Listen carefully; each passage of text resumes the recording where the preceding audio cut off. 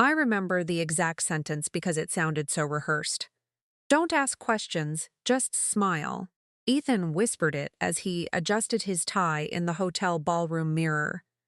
The words weren't meant for me. They were meant for my sister. But that night, he thought I was her, and that mistake changed everything. My twin sister, Claire, called me 3 hours earlier, crying. Not loud crying, not dramatic crying, the kind that comes after you've run out of tears. Can you help me? She asked. I was already grabbing my keys. Claire and I had always looked alike. At 42, there were a few differences. My hair was shorter, hers was lighter. But from a distance, most people couldn't tell, especially her husband. That part bothered me more than I wanted to admit. What's happening? I asked while driving toward her house outside Lexington. Silence. Then she finally said it. I found documents. What kind? Bank accounts. My grip tightened on the steering wheel. Hidden accounts. By the time I arrived, Claire was sitting at her kitchen table surrounded by paperwork, statements, transfers, investment records, pages and pages of things she'd never seen before. Married 20 years, and somehow she knew nothing about any of it. He handles everything, she said quietly.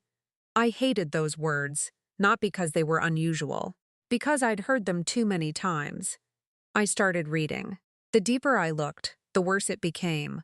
Large withdrawals, unknown companies, money moving between accounts, names neither of us recognized. Then I noticed tomorrow's date circled on a calendar. The annual Hartwell Foundation Gala, Ethan's biggest event of the year. Hundreds of donors, business leaders, community figures, everyone important. Claire noticed me looking. He wants me there. Of course he does. She laughed bitterly. Because appearances matter. That was when the plan started forming. Not revenge, not yet. Just curiosity. What if I go instead? Claire looked up. The room went silent. You're serious? I nodded. We still sound alike. Her eyes widened. You think he'd notice? Neither of us answered, because we already knew. The next evening I wore one of Claire's formal dresses. Nothing flashy. Dark blue. Simple. Elegant. The kind of dress people stop noticing after 5 minutes. Exactly what Ethan preferred. The ballroom glowed with crystal chandeliers. Servers carried trays of champagne. Music floated through the crowd. Everything looked perfect. Carefully perfect. Ethan spotted me almost immediately. A smile appeared. Not warm, not loving, relieved, as if I'd fulfilled a requirement.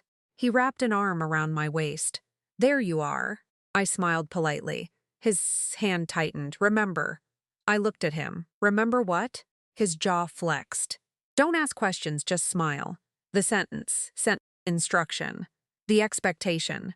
I nodded slowly. Inside, something cold settled into my chest. For the next hour I watched, observed, listened. People praised Ethan constantly. Successful businessman. Generous donor. Community leader. The image was flawless. Too flawless. Several times Gis approached asking questions about Claire. Not one answer sounded genuine. Everything felt rehearsed. Like Ethan had spent years creating a character. Then I noticed the folder. Black leather. Tucked beneath the head table. Protected almost instinctively whenever someone walked near it. Interesting. Very interesting. Later, while Ethan mingled with donors, I slipped into a nearby hallway. The folder sat unattended for less than 30 seconds. That was enough. I opened it. My heart slowed, not sped up, slowed. Because suddenly, everything made sense. Property transfers, offshore accounts, partnership agreements, investment funds, millions of dollars, and one signature appearing repeatedly. Claire's. Except it wasn't hers. I knew her handwriting. These signatures were imitations. Good ones, but not good enough. Footsteps approached. I closed the folder. Ethan appeared around the corner. His smile vanished instantly. What are you doing? The question came too quickly, too sharply. I lifted the folder, reading. His face hardened. You don't understand those documents. I looked directly into his eyes. Try me. For a second, he seemed confused. Not because of my words, because of my tone. Claire usually avoided confrontation. I didn't. The difference registered immediately. Give me the folder. No. The hallway became very quiet. Guests laughed somewhere in the ballroom. Music continued playing. But here, silence. Ethan stepped closer. Claire. I said nothing. Give me the folder. No. Again. Calm. Simple. Final. His expression shifted. Frustration. Then suspicion. Then something else. Fear. Real fear. Because confident people don't panic when someone asks questions. Only people hiding answers do that. You've been listening to people. I almost laughed. No, Ethan. I opened the folder again. I've been reading. His shoulders tensed. That told me everything. Not the documents. His reaction. The truth always reveals itself through behavior. A voice suddenly interrupted us. Everything okay? One of the foundation board members stood nearby. Then another joined him. Then another. People noticed tension, especially in rooms built on appearances. Ethan immediately smiled. The public smile. The practiced one. Everything's fine. I held up a document. Actually, I have a question. His eyes widened, a tiny movement. But enough. What question? I turned toward the small gathering crowd. This, signatures. Silence. I'd like to know why it appears on documents Claire never signed. Nobody spoke. The board member frowned. What does she mean? Ethan's smile disappeared. The room seemed smaller suddenly. More people were watching now. Conversations slowing. Heads turning. Attention spreading. Like ripples across water. Let's discuss this privately, Ethan said. No. The word echoed louder than I intended. Guests stopped talking entirely. I looked around the ballroom. Hundreds of faces. Waiting. Watching. Listening. Then I opened the folder completely. Paper after paper. Evidence. Facts. Questions. All the things Ethan never wanted asked. The board member stepped forward. May I see those? Ethan moved instantly. Too instantly. Trying to grab the folder. A mistake. A huge mistake. Because now everyone saw it. The panic, the desperation, the fear. I handed the documents to the board member. His expression changed page by page. Concern, confusion, shock. The room remained silent. Finally, he looked up. Ethan. No anger, no shouting. Just disappointment. Sometimes that's worse. Much worse. Ethan looked around desperately. Searching for control. Searching for escape. Searching for a version of the evening he could still save. But it was gone. The illusion had cracked. And everyone could see through it now. I stepped back. My job was finished. This wasn't about destroying him. It never was. It was about stopping him from hiding. Across the ballroom doors, I suddenly saw Claire. She had arrived quietly, standing in the entrance, watching. For a moment our eyes met, then she smiled. A real smile. Not the practiced one she'd worn for years. Not the polite one. A free one. The kind that comes when fear finally starts losing its grip. The investigation that followed lasted months. Accounts were reviewed. Records examined. Questions answered. Some answers helped Ethan. Most didn't. But that's another story. The moment I remember most happened later. Long after lawyers, long after meetings, long after documents, Claire and I sat on her porch drinking coffee. Morning sunlight filtered through the trees. Birds sang somewhere nearby. Ordinary sounds. Ordinary peace. She looked at me and laughed softly. What? You know what's funny, what? You opened a folder. I smiled. That's it? She nodded. One folder. I looked out across her garden, the flowers she'd planted herself, the life she'd started rebuilding. Then I shook my head. No. She frowned. What do you mean? I took a sip of coffee. I didn't open a folder. She waited. I smiled. You opened your eyes, and for the first time in a very long time, neither of us looked away. I still remember the way my sister said it, not angry, not crying, just tired. The kind of tired that settles into a person's bones after years of carrying something heavy. He says I'm nothing without him. For A moment I didn't answer. I sat in my apartment in Charlotte, staring at the rain sliding down the window. Then I asked the question I should have asked years earlier. How long has he been saying that? The silence told me everything.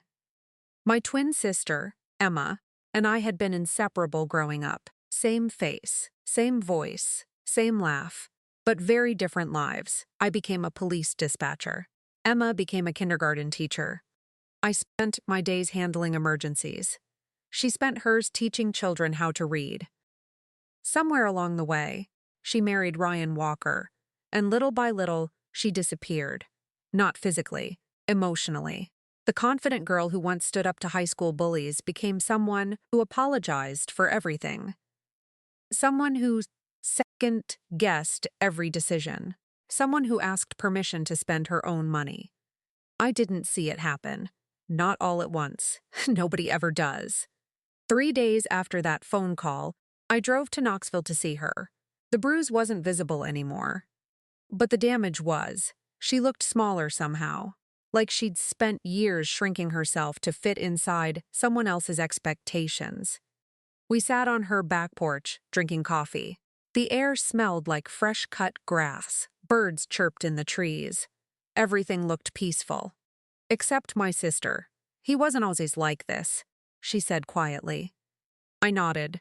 Victims often start there. Not because they're making excuses. Because they're trying to understand when things changed. What happened? Emma stared into her mug. I don't know. That answer hurt. Because she meant it. She genuinely didn't know. The next hour felt like assembling a puzzle. One story became 10. 10 became 50. The criticism, the control, the financial secrecy. The constant reminders that she wasn't smart enough, strong enough, capable enough. Every road led back to the same message. You're nothing without me. Finally, I asked a question. Do you believe him?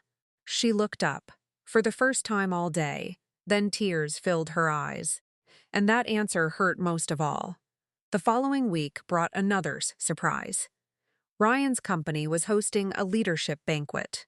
200 guests, business owners, employees, community leaders, and according to Emma, Ryan wanted her there, as always, smiling, nodding, supporting, silent. The perfect wife. 2 nights before the event, Emma called me again. This time she sounded different, scared. I found something. What? Documents. I drove over immediately. The folder sat on her kitchen table. Bank statements, property records, investment accounts. Pages and pages of information. None of which she knew existed. I spent 2 hours reading. Then I found something strange. Several signatures. Emma's name, again and again. Except they weren't hers. I knew her handwriting. These were copies. Close. But not close enough. My stomach tightened. Ryan wasn't just controlling her. He was using her. And suddenly the banquet mattered a lot more. The plan came together almost accidentally. Emma wouldn't attend. I would. 20 minutes with hair dye. 1 borrowed dress. A pair of glasses. Most people wouldn't notice, especially Ryan. That realization alone broke my heart. The banquet was held at a hotel ballroom downtown. Elegant, expensive, carefully polished. Everything Ryan loved. I arrived early. People greeted me warmly. Nobody questioned who I was. Nobody looked closely. Ryan spotted me from across the room. A broad smile appeared immediately.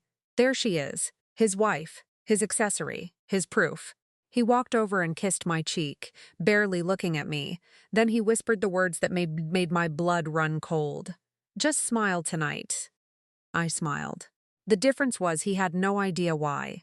For the next hour, I watched, observed, listened. Ryan worked the room beautifully. Handshakes, storiesies, compliments. People loved him. That was the problem. Men like Ryan rarely look dangerous. They look successful, helpful, trustworthy. Eventually, dinner ended. The speeches began. Ryan stood at the podium. Confident, relaxed, completely in control. The audience applauded.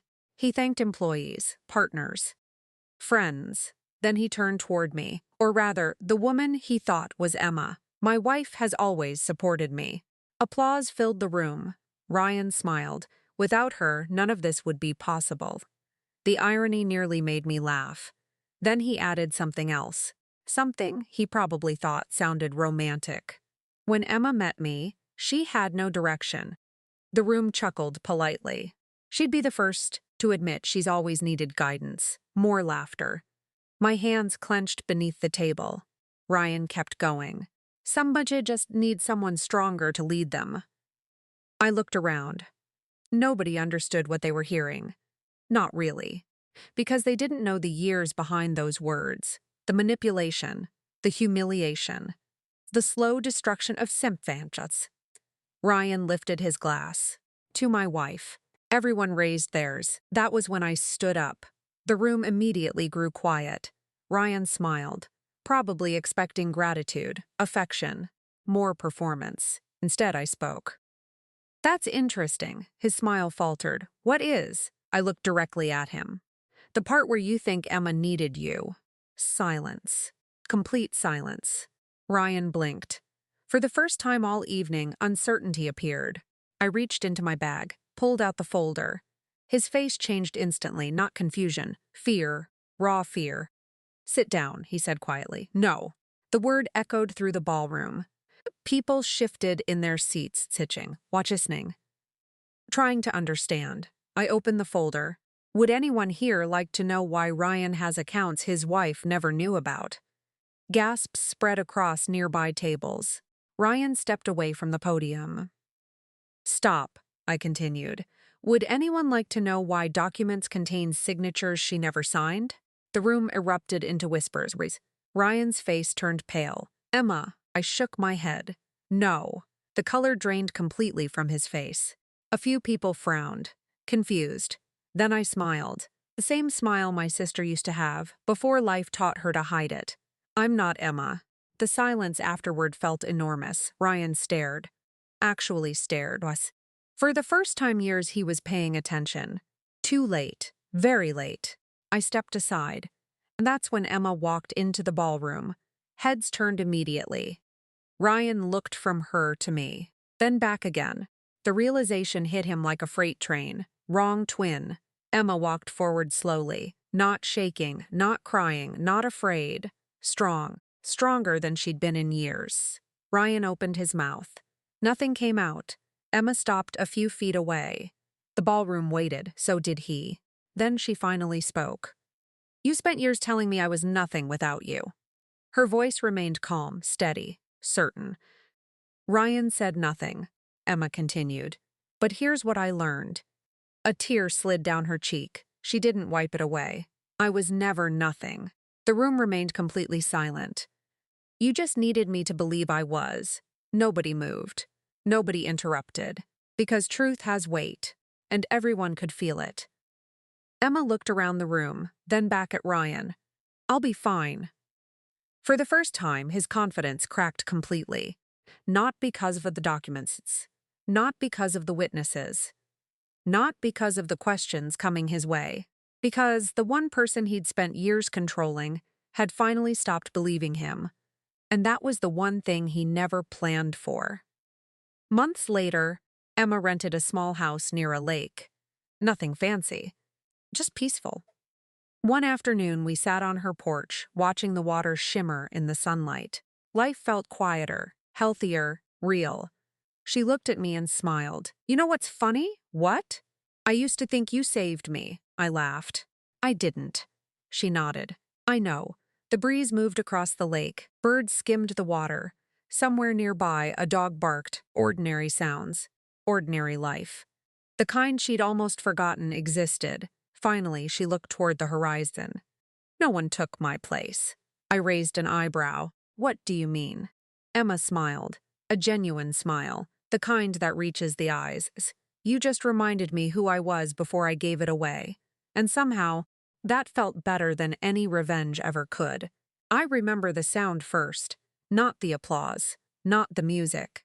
Not the laughter floating through the ballroom. The sound I remember was the clink of a champagne glass against a microphone. One small sound, and then my entire marriage ended. The banquet was being held at the Grandview Hotel in Nashville. 300 guests, business owners, community leaders, employees, friends, people who had known my husband, Richard Lawson, for years, people who thought they knew him. I sat alone at table 17, near the back, exactly where Richard had asked me to sit. That should have been my first clue. After 23 years of marriage, I wasn't seated beside him. I wasn't seated with the executive team.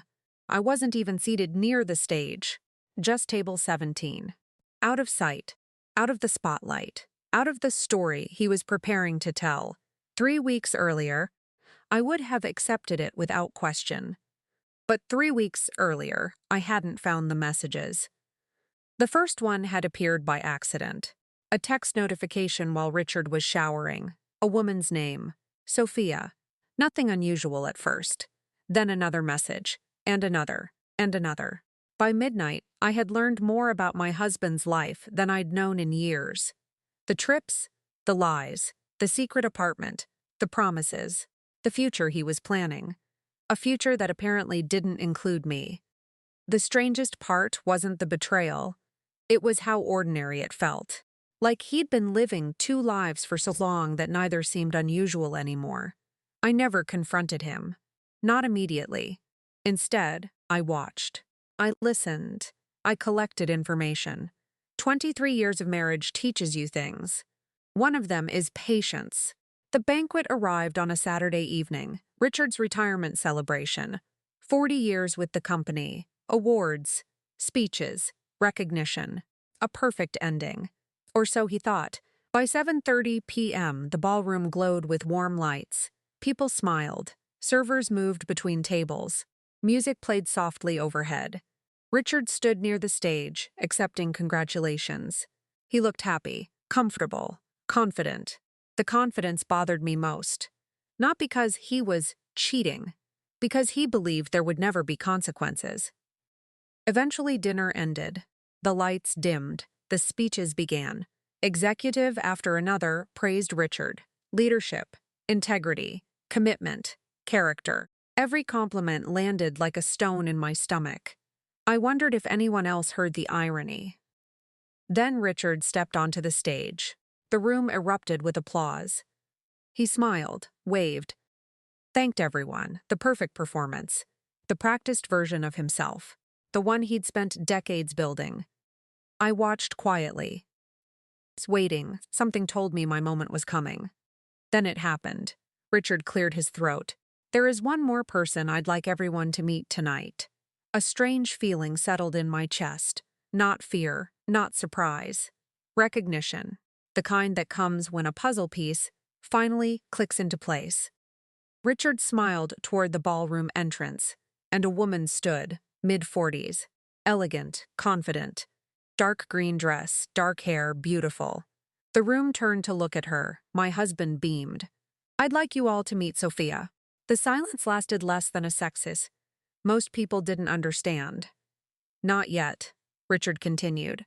She has brought tremendous joy into my life. A few confused glances appeared.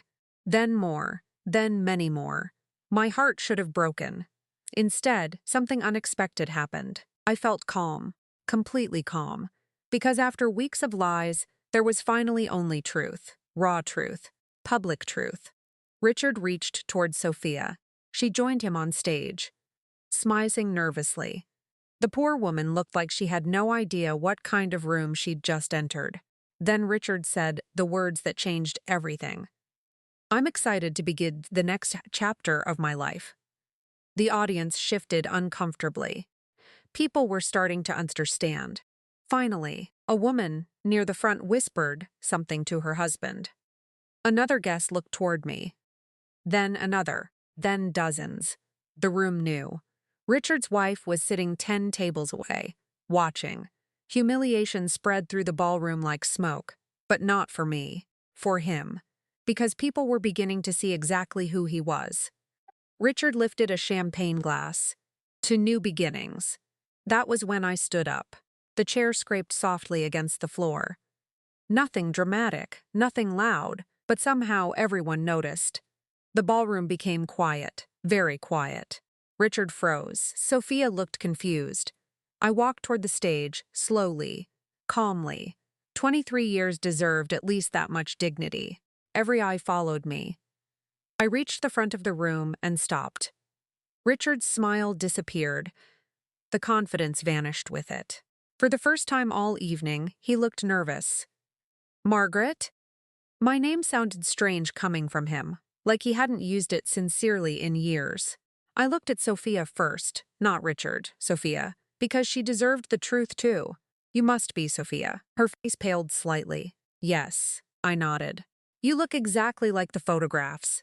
Richard flinched, a small reaction, but I saw it. So did everyone else. Sophia slowly turned toward him. Photographs? Interesting. Very interesting. I looked back at her.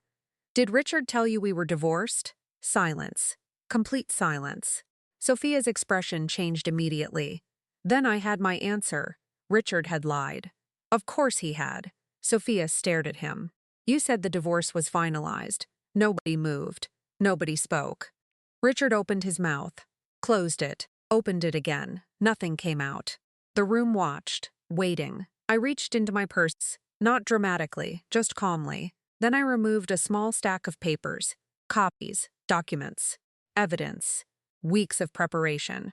23 years deserved preparation. I handed the papers to Sophia.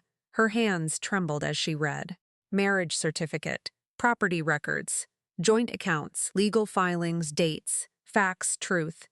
The things lies hate most. Richard stepped forward. Margaret, stop. I looked at him. No, one word. Simple. Final. The ballroom remained silent. Sophia kept reading. Each page seemed to drain more color from her face. Finally, she looked up. You told me she left years ago. Richard said nothing. Bad sign. Very bad sign. Because innocent people usually speak. Guilty people calculate, and Richard was calculating. Desperately. The company president stood from his table. Then another executive. Then another. Not because they wanted drama. Because they were realizing they had been lied to as well. Trust matters. Character matters. Especially when you've spent 40 years selling both. Sophia lowered the papers slowly. The hurt in her eyes surprised me. I had imagined anger. Instead, I saw heartbreak. The same heartbreak I'd felt 3 weeks earlier. Different woman, same lie. That changed everything. I walked closer to her. Not Richard. Her. Did you know about me? She shook her head immediately. Tears filled her eyes. No. I believed her, instantly.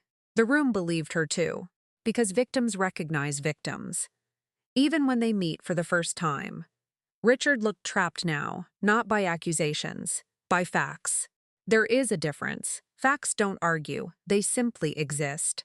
The company president finally spoke. Richard, is any of this untrue? The question hung in the air. Heavy, unavoidable. Richard searched the room, searching for support, for allies, for escape. But lies are lonely things. Eventually, they leave you standing by yourself. Nobody came to his rescue. Nobody could, because everyone had seen enough. Sophia placed the documents on the podium. Then she stepped away from Richard. One small step, but it felt enormous. The room seemed to exhale all at once. The performance was over. The truth had arrived. And truth rarely cares about timing. I looked around the ballroom. 300 people silent, watching, learning, understanding. Then I realized something important. This wasn't my revenge. Not really. Revenge would have been making Richard suffer. This was something else. This was freedom. The freedom that comes when you stop protecting someone else's lies. Months later, the divorce was finalized. The legal process moved forward. Life moved forward too. That's the part people forget. Life always moves forward. One autumn afternoon, I sat on my new porch overlooking a small lake outside Franklin. The trees were turning gold. The air felt cool, peaceful. My phone buzzed. A text message. Sophia. We still talked occasionally. Not often. Just enough. The message was simple. Thank you for telling me the truth. I stared at the screen for a long moment. Then I smiled.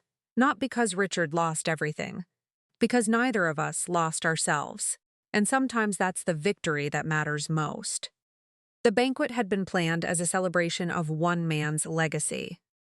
Instead, it became something else the night. Two women stopped carrying the weight of his deceptions, and the night the truth finally stood up.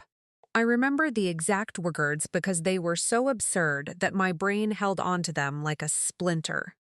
Look down when I'm talking to you. The sentence echoed across a quiet dining room in Charleston, South Carolina, on a humid Tuesday evening. For a second, nobody spoke. Not me. Not him. Not even the grandfather clock in the hallway seemed willing to interrupt. Then I lowered my eyes. Not because I was intimidated. Because I wanted to see how far he would go. My name is Claire Bennett. My twin sister's name is Emma. We were born 6 minutes apart and spent most of our lives looking almost identical. Same eyes, same voice, same stubborn streak. The difference was personality. I spent 20 years working as a corporate compliance investigator. Emma taught second grade. I questioned everything. Emma trusted everyone, especially her husband. That was the problem. 3 nights earlier, Emma had called me crying. Not loud crying. The quiet kind. The kind that usually comes after years of swallowing words. I was sitting on my apartment balcony when her name appeared on my phone. When I answered, she didn't say hello. She whispered one sentence. I don't think Michael likes me anymore. My stomach dropped. Not because of what she said, because of how she said it. People don't suddenly 20 years of marriage. Something has to happen first. Usually many things. After an hour of talking, the truth started surfacing. The constant criticism. The financial secrecy, the comments disguised as jokes. The way Michael corrected her in public. The way he made decisions without asking. The way she apologized for things that weren't her fault, small things. Until they weren't small anymore. Then she told me something else. She had discovered missing money. A lot of it. Retirement money, savings, accounts she didn't even know existed. And Michael had become increasingly angry whenever she asked questions. I listened. Then, I made a decision. A terrible decision. A twin decision. The kind twins sometimes make when they know each other too well. The next evening, Emma left to stay with a friend. Meanwhile, I drove to her house. Same hair, same height, same glasses. Most people couldn't tell us apart. Apparently, Michael couldn't either. That realization hurt more than I expected. 22 years of marriage. And he barely looked closely enough to notice. Which is why I was sitting at his dining room table when he walked through the front door, carrying a leather briefcase and the confidence of a man who believed the world belonged to him. He glanced at me, barely, then loosened his tie. Dinner ready? I didn't answer. He frowned. Emma? Still nothing. His irritation grew immediately. Interesting. People reveal themselves fastest when expectations aren't met. He tossed his keys onto the counter. I asked you a question. I calmly opened a folder lying on the table. Bank statements, transfer records, investment documents. The things Emma had found. His expression changed, only slightly, but enough. What are you doing? I turned another page. Silence. His footsteps moved closer. Don't start this tonight. Start what? The truth? The panic? The consequences? He reached the table and stared down at me. Then came the sentence. The sentence that told me everything. Look down when I'm talking to you. The room went quiet. I slowly lifted my eyes, met his stare directly, and watched confusion flicker across his face. Not recognition. Something stranger. Because Emma never looked at him that way, never challenged him, never sat calmly while he tried to establish control. Michael shifted uncomfortably. What's wrong with you? I leaned back. Maybe nothing. The words sounded enough like Emma to fool him, but the tone didn't. His jaw tightened. For the first time, he actually studied my face. Really studied it. Still, he didn't figure it out. That part amazed me. Give me the folder. No. The answer landed like a brick. Simple, quiet, final. His face reddened. You have no idea what you're looking at. Actually, I had a very good idea. Because I'd spent 20 years investigating financial misconduct, and what sat inside that folder looked increasingly familiar. Money moved between accounts, missing retirement funds, suspicious transfers. A consulting company that existed mostly on paper, the same tricks, different names. Same story. Michael reached for the folder. I closed it first. His hand froze, then his voice dropped. Cold, dangerously calm. You need to stop asking questions. I almost laughed. People usually tell investigators that right before they make things worse. Why? The single word surprised. Because I said so. There it was. Not an explanation. Not a reason. Or at least what he believed was authority. Then his phone lit up. A message flashed across the screen. Only for a second. Long enough. Dinner tomorrow? Miss you already. A heart emoji. A woman's name. Rachel. Interesting. Very interesting. Michael grabbed the phone too quickly. Another mistake. Who's Rachel? I asked. His eyes narrowed. That's none of your business. I nodded slowly. Which told me everything. The silence stretched. Then I decided it was time. I opened the folder again, removed one document, placed it on the table.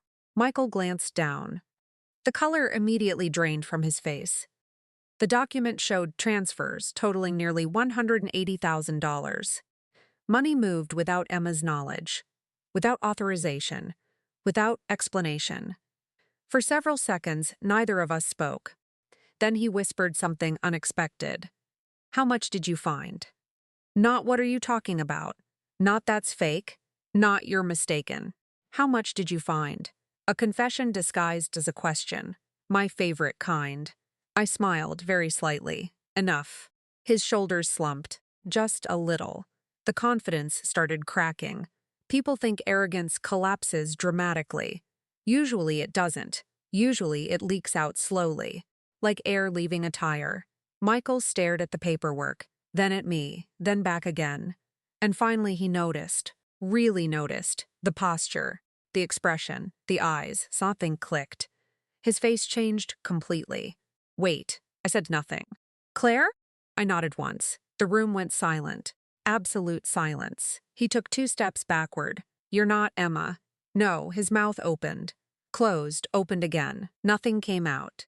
For the first time all evening, Michael looked scared. Not because of me. Because he suddenly understood what Emma had done. She had stopped standing alone. I gathered the documents calmly. Every statement, every record, every transfer. Then I slipped them back into the folder. Michael found his voice again. You can't prove anything. I stood. My knees popped. Getting older has a way of adding sound effects to dramatic moments. Maybe. He looked relieved. Then I continued. But forensic accountants can. His relief vanished immediately. I moved toward the door. Behind me, Michael spoke one final time. You're destroying her marriage. I stopped, turned around, and looked directly at him. No. The words came quietly. I'm helping her see it. Then I walked out. The evening air felt warm against my face. The folder rested under my arm. Evidence. Answers. Freedom. 3 months later, Emma filed for divorce.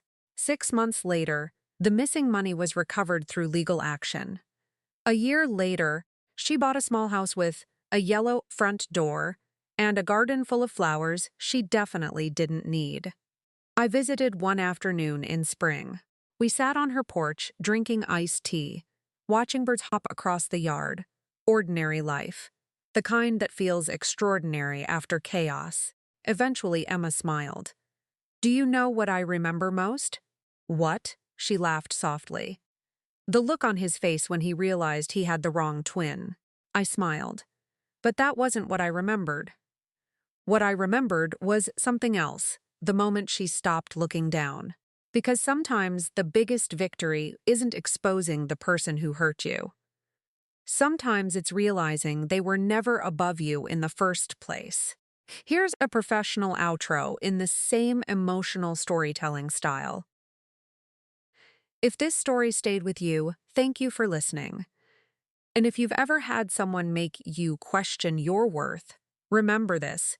Real strength isn't found in getting revenge. It's found in finally seeing yourself clearly again.